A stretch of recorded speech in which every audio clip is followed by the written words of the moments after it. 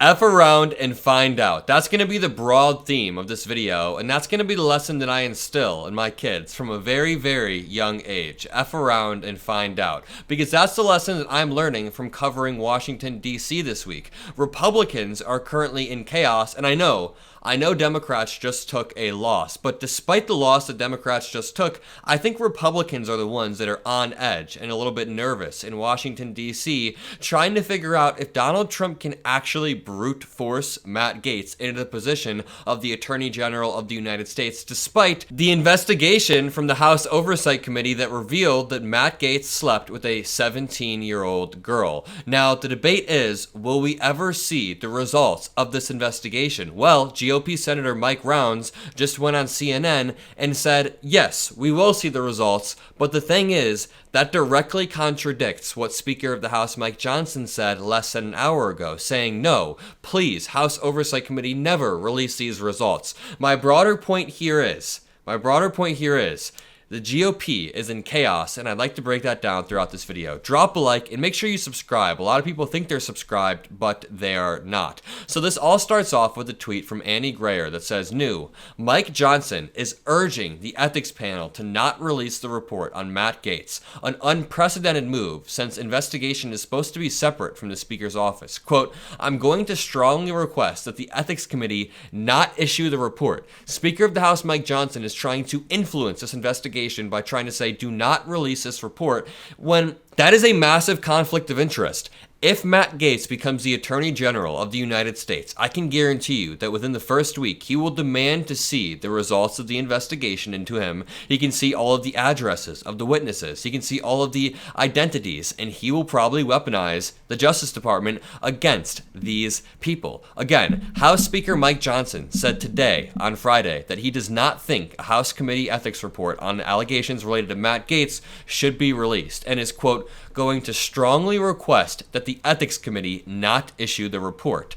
Johnson called on the ethics panel to withhold the report shortly after returning from visiting with President-elect Donald Trump at Mar-a-Lago on Thursday, and said he plans to speak with the panel's chairman, GOP Representative Michael Guest. Gaetz, who resigned from Congress this week after Trump announced his intent to nominate, has repeatedly denied any wrongdoing. I mean, it's insane that the Speaker of the House is trying to suppress the results of an investigation into the potential next Attorney General of the United States, Matt Gaetz, regarding whether or not he slept with an underage girl. And that 17-year-old testified in front of the House Ethics Committee. Again, the Speaker of the House is trying to suppress that. He's supposed to be a conservative family man, and they're supposed to be fighting against the groomer elites, according to Donald Trump and Alex Jones or whoever, but they are the groomer elites. They are the groomer elites, let me tell you. And you know, this comes in stark contrast to how GOP Senator Mike Rounds was speaking less than an hour after Mike Johnson said that. He said that, yeah, we should be able to get a hold of this. Take a listen. Of course, as you know, he's picked Matt Gaetz to be his potential Attorney General. You said this actually to reporters in the Capitol. You said most people would be less than honest if they said anything other than Matt Gaetz is problematic, but he still has been nominated by the president. Today, Speaker Mike Johnson told reporters that he is not going to. He's going to urge the House Ethics Committee not to release the ethics investigation into Matt Gaetz to the Senate as the Senate considers Gaetz's nomination. Would you want to see, you're going to have a vote on this critical nomination, would you want to see everything that this committee, the House Ethics Committee, has come up with in its investigation into Matt Gaetz before you vote on this nomination? Yeah, I think Senator Cornyn, who sits on the Judiciary Committee, has indicated that very strongly that he believes that there may very well be a way to compel the release of that through a subpoena. That committee, and they do this all the time, and it becomes very sensitive.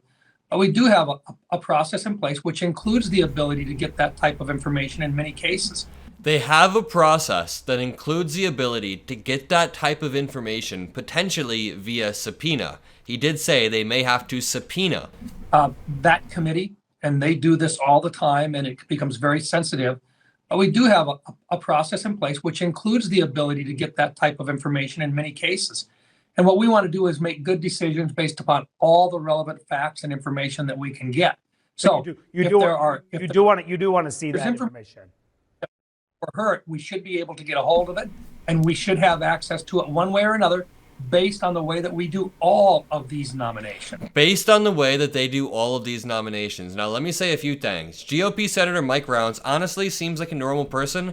A lot of the people in the Senate seem more normal than some of the more extreme Republicans we see in the House. And this dude is basically just saying, can we please follow the precedent? We do all confirmations in a certain way. We should have the ability to do them in this way, get all of the available evidence, talk to Matt Gaetz. Matt Gaetz can present his argument, no matter how terrible it is, and we get to push back and ask questions. That is the process, and that's what he's begging for. But here's where we get to the F around and find out part. Because Donald Trump is trying to create a constitutional crisis right now, and Democrats are almost going to let that happen. So, let me read this, and then we'll revisit this at the end of the video, but it says, The Great Democratic Shrug by Andrew Egger.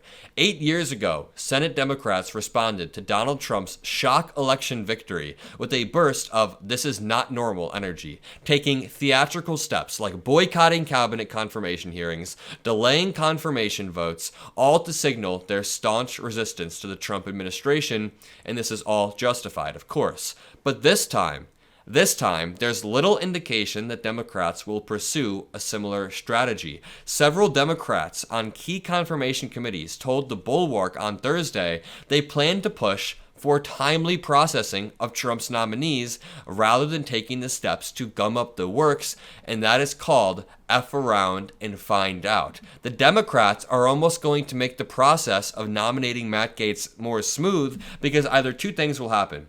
Number one, Matt Gaetz gets denied in the most brutal fashion possible out in public, and then he loses his Senate seat. It's done for Matt Gaetz, or he gets in, and RFK Jr. gets in, and people reap the rewards of how they voted.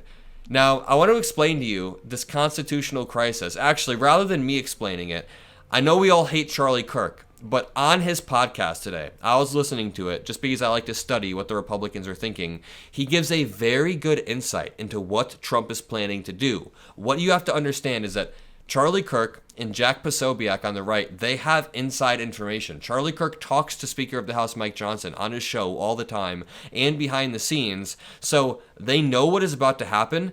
And what Donald Trump is about to do, this constitutional crisis he's going to try to create, is terrifying. He's going to try to take advantage of recess appointments in a way that hasn't happened in a while. I'm going to let them explain it because they do it in a concise way. Well, Langford voted for Garland. Well, let me put you at ease. Jack.